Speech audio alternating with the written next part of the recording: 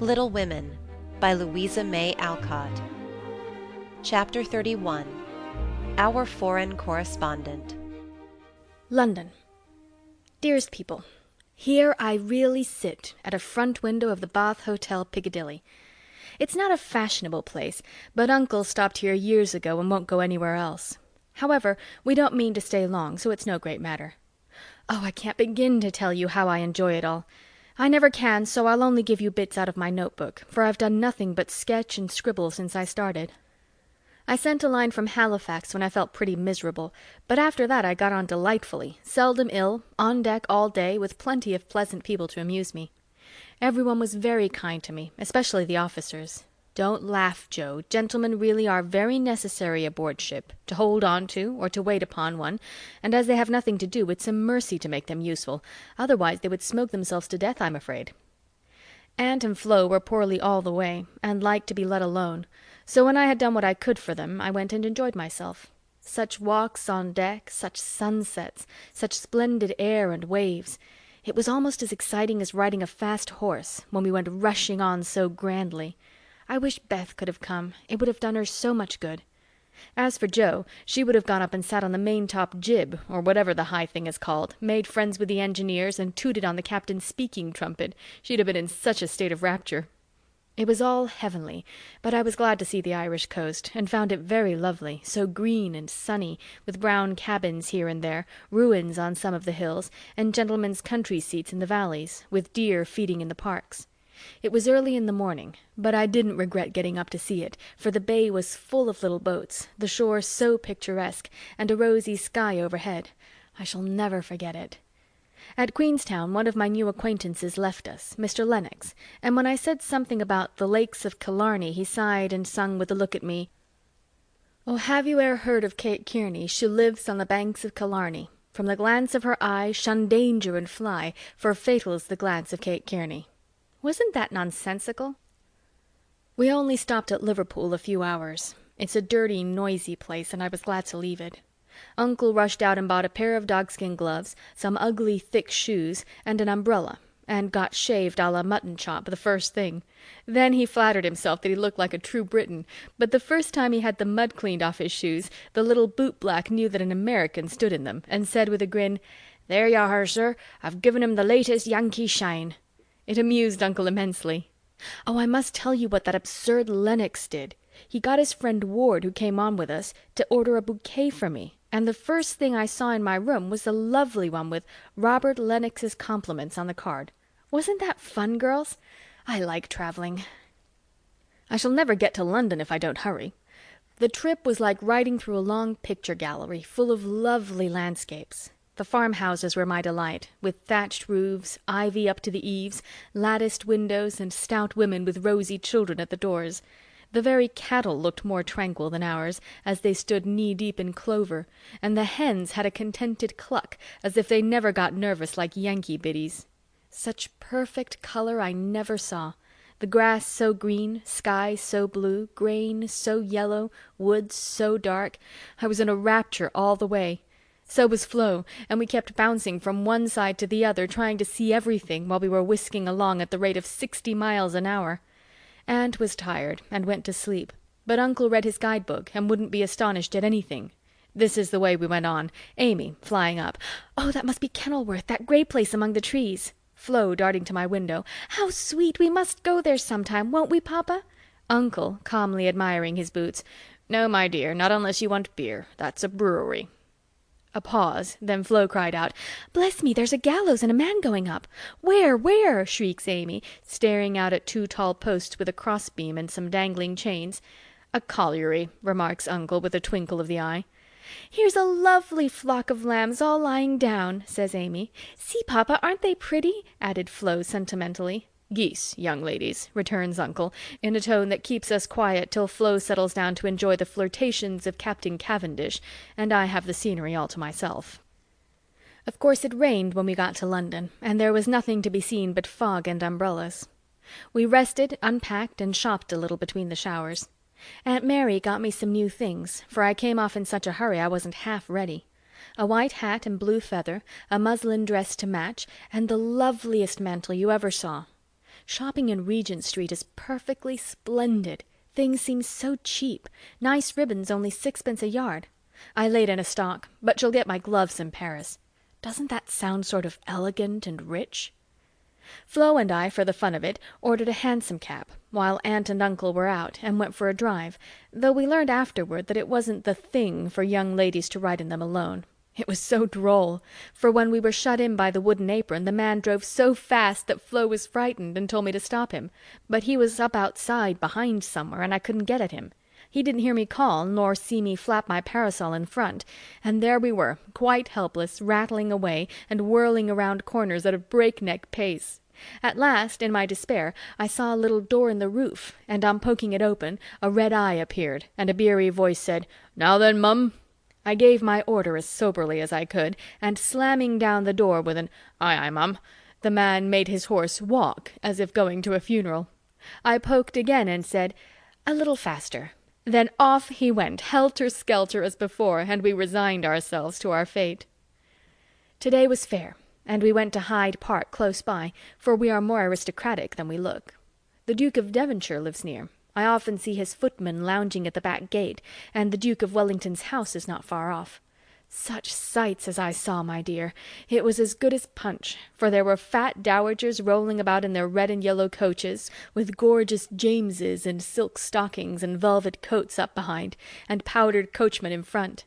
Smart maids with the rosiest children I ever saw, handsome girls looking half asleep, dandies in queer English hats and lavender kids lounging about, and tall soldiers in short red jackets and muffin caps stuck on one side, looking so funny I longed to sketch them. Rotten Row means Route du Roi, or the King's Way, but now it's more like a riding school than anything else. The horses are splendid, and the men, especially the grooms, ride well, but the women are stiff and bounce, which isn't according to our rules. I longed to show them a tearing American gallop, for they trotted solemnly up and down in their scant habits and high hats, looking like the women in a toy Noah's Ark. Everyone rides, old men, stout ladies, little children, and the young folks do a deal of flirting here. I saw a pair exchange rosebuds, for it's the thing to wear one in the buttonhole, and I thought it rather a nice little idea. In the PM to Westminster Abbey, but don't expect me to describe it, that's impossible, so I'll only say it was sublime. This evening we are going to see Fetcher, which will be an appropriate end to the happiest day of my life. It's very late, but I can't let my letter go in the morning without telling you what happened last evening. Who do you think came in as we were at tea? Laurie's English friends, Fred and Frank Vaughan. I was so surprised, for I shouldn't have known them but for the cards.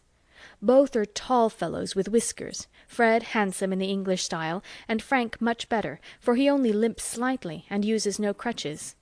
They had heard from Laurie where we were to be, and came to ask us to their house, but Uncle won't go, so we shall return the call and see them as we can. They went to the theatre with us, and we did have such a good time, for Frank devoted himself to Flo, and Fred and I talked over past, present, and future fun as if we had known each other all our days. Tell Beth Frank asked for her, and was sorry to hear of her ill health. Fred laughed when I spoke of Jo, and sent his respectful compliments to the big hat. Neither of them had forgotten Camp Lawrence, or the fun we had there. What ages ago it seems, doesn't it? Aunt is tapping on the wall for the third time, so I must stop. I really feel like a dissipated London fine lady, writing here so late, with my room full of pretty things, and my head a jumble of parks, theatres, new gowns, and gallant creatures who say, "Ah," and twirl their blonde moustaches with the true English lordliness. I long to see you all, and in spite of my nonsense am, as ever, your loving Amy. Paris. Dear girls, in my last I told you about our London visit, how kind the Vaughans were, and what pleasant parties they made for us. I enjoyed the trips to Hampton Court and the Kensington Museum more than anything else, for at Hampton I saw Raphael's cartoons, and at the museum rooms full of pictures by Turner, Lawrence, Reynolds, Hogarth, and the other great creatures. The day in Richmond Park was charming, for we had a regular English picnic, and I had more splendid oaks and groups of deer than I could copy. Also heard a nightingale and saw larks go up. We did London to our heart's content, thanks to Fred and Frank, and we're sorry to go away, for though English people are slow to take you in, when they once make up their minds to do it, they cannot be outdone in hospitality, I think.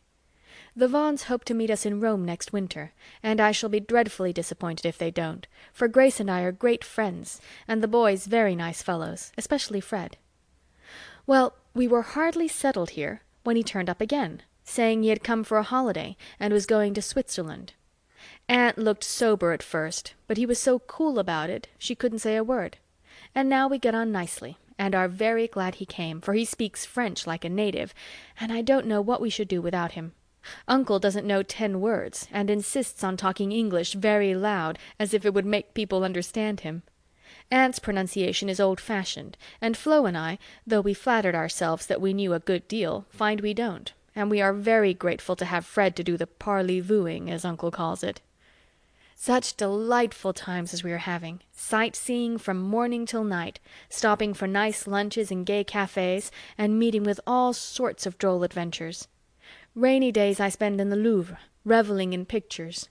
Jo would turn up her naughty nose at some of the finest, because she has no soul for art, but I have, and I'm cultivating eye and taste as fast as I can. She would like the relics of great people better, for I've seen her Napoleon's cocked hat and grey coat, his baby's cradle, and his old toothbrush, also Marie Antoinette's little shoe, the ring of Saint Denis, Charlemagne's sword, and many other interesting things. I'll talk for hours about them when I come, but I haven't time to write. The Palais Royal is a heavenly place, so full of bijouterie and lovely things that I'm nearly distracted because I can't buy them. Fred wanted to get me some, but of course I didn't allow it. Then the Bois and Champs-Élysées are très magnifiques. I've seen the imperial family several times, the emperor an ugly, hard-looking man, the empress pale and pretty, but dressed in bad taste, I thought. Purple dress, green hat, and yellow gloves. Little Nap is a handsome boy, who sits chatting to his tutor and kisses his hand to the people as he passes in his little 4-horse barouche, with postilions in red satin jackets and a mounted guard before and behind. We often walk in the Tuileries gardens, for they are lovely, though the antique Luxembourg gardens suit me better. Père Lachaise is very curious, for many of the tombs are like small rooms, and looking in, one sees a table, with images or pictures of the dead, and chairs for the mourners to sit in when they come to lament. That is so Frenchy. Our rooms are on the Rue de Rivoli, and sitting on the balcony, we look up and down the long, brilliant street. It is so pleasant that we spend our evenings talking there when too tired with our day's work to go out. Fred is very entertaining, and is altogether the most agreeable young man I ever knew, except Laurie, whose manners are more charming. I wish Fred was dark, for I don't fancy light men. However, the Vaughns are very rich, and come of an excellent family, so I won't find fault with their yellow hair, as my own is yellower. Next week we are off to Germany and Switzerland, and as we shall travel fast, I shall only be able to give you hasty letters. I keep my diary, and try to remember correctly and describe clearly all that I see and admire, as Father advised. It is good practice for me, and with my sketch-book will give you a better idea of my tour than these scribbles. Adieu. I embrace you tenderly. Votre amie. Heidelberg. My dear Mamma, having a quiet hour before we leave for Bern, I'll try to tell you what has happened, for some of it is very important, as you will see. The sail up the Rhine was perfect, and I just sat and enjoyed it with all my might. Get Father's old guidebooks and read about it. I haven't words beautiful enough to describe it. At Koblenz we had a lovely time, for some students from Bonn, with whom Fred got acquainted on the boat, gave us a serenade. It was a moonlight night, and about 1 o'clock Flo and I were waked by the most delicious music under our windows. We flew up and hid behind the curtains, but sly peeps showed us Fred and the students singing away down below. It was the most romantic thing I ever saw. The river, the bridge of boats, the great fortress opposite, moonlight everywhere, and music fit to melt a heart of stone. When they were done, we threw them down some flowers, and saw them scramble for them, kiss their hands to the invisible ladies, and go laughing away to smoke and drink beer, I suppose. Next morning Fred showed me one of the crumpled flowers in his vest pocket, and looked very sentimental. I laughed at him, and told him I didn't throw it, but Flo, which seemed to disgust him, for he tossed it out of the window and turned sensible again. I'm afraid I'm going to have trouble with that boy. It begins to look like it. The baths at Nassau were very gay, so was Baden-Baden, where Fred lost some money and I scolded him. He needs someone to look after him when Frank is not with him. Kate said once she hoped he'd marry soon, and I quite agree with her that it would be well for him. Frankfurt was delightful. I saw Goethe's house, Schiller's statue, and Danneker's famous Ariadne. It was very lovely, but I should have enjoyed it more if I had known the story better. I didn't like to ask, as everyone knew it or pretended they did. I wish Joe would tell me all about it. I ought to have read more, for I find I don't know anything, and it mortifies me. Now comes the serious part, for it happened here, and Fred is just gone. He has been so kind and jolly that we all got quite fond of him. I never thought of anything but a traveling friendship till the serenade night. Since then I've begun to feel that the moonlight walks, balcony talks, and daily adventures were something more to him than fun. I haven't flirted, Mother, truly, but remembered what you said to me, and have done my very best. I can't help it if people like me. I don't try to make them, and it worries me if I don't care for them, though Joe says I haven't got any heart. Now I know Mother will shake her head, and the girls say, "Oh, the mercenary little wretch," but I've made up my mind, and if Fred asks me, I shall accept him, though I'm not madly in love. I like him, and we get on comfortably together. He is handsome, young, clever enough, and very rich, ever so much richer than the Lawrences. I don't think his family would object, and I would be very happy, for they are all kind, well-bred, generous people, and they like me. Fred, as the eldest twin, will have the estate, I suppose, and such a splendid one it is. A city house in a fashionable street, not so showy as our big house, but twice as comfortable, and full of solid luxury, such as English people believe in. I like it, for it's genuine. I've seen the plate, the family jewels, the old servants, and pictures of the country place, with its park, great house, lovely grounds, and fine horses. Oh, it would be all I should ask, and I'd rather have it than any title such as girls snap up so readily and find nothing behind. I may be mercenary, but I hate poverty, and I don't mean to bear it a minute longer than I can help. One of us must marry well. Meg didn't, Joe won't, Beth can't yet, so I shall, and make everything okay all round. I wouldn't marry a man I hated or despised, you may be sure of that, and though Fred is not my model hero, he does very well, and in time I should get fond enough of him if he was very fond of me, and let me do just as I liked. So I've been turning the matter over in my mind the last week, for it was impossible to help seeing that Fred liked me. He said nothing, but little things showed it. He never goes with Flo, always gets on my side of the carriage, table, or promenade, looks sentimental when we are alone, and frowns at anyone else who ventures to speak to me. Yesterday at dinner, when an Austrian officer stared at us and then said something to his friend, a rakish-looking baron, about ein wunderschönes Blümchen, Fred looked as fierce as a lion and cut his meat so savagely it nearly flew off his plate. He isn't one of the cool, stiff Englishmen, but is rather peppery, for he has Scotch blood in him, as one might guess from his bonny blue eyes. Well, last evening we went up to the castle about sunset, at least all of us but Fred, who was to meet us there after going to the poste restante for letters. We had a charming time poking about the ruins, the vaults where the monster tun is, and the beautiful gardens made by the Elector long ago for his English wife. I liked the great terrace best, for the view was divine, so while the rest went to see the rooms inside, I sat there trying to sketch the grey stone lion's head on the wall, with scarlet woodbine sprays hanging round it. I felt as if I'd got into a romance sitting there, watching the Neckar rolling through the valley, listening to the music of the Austrian band below, and waiting for my lover, like a real storybook girl. I had a feeling that something was going to happen, and I was ready for it. I didn't feel blushy or quaky, but quite cool, and only a little excited. By and by I heard Fred's voice, and then he came hurrying through the great arch to find me. He looked so troubled that I forgot all about myself, and asked what the matter was. He said he'd just got a letter begging him to come home, for Frank was very ill, so he was going at once on the night train, and only had time to say good-bye. I was very sorry for him, and disappointed for myself, but only for a minute, because he said, as he shook hands, and said it in a way that I could not mistake, "I shall soon come back. You won't forget me, Amy?" I didn't promise, but I looked at him, and he seemed satisfied, and there was no time for anything but messages and goodbyes, for he was off in an hour, and we all miss him very much.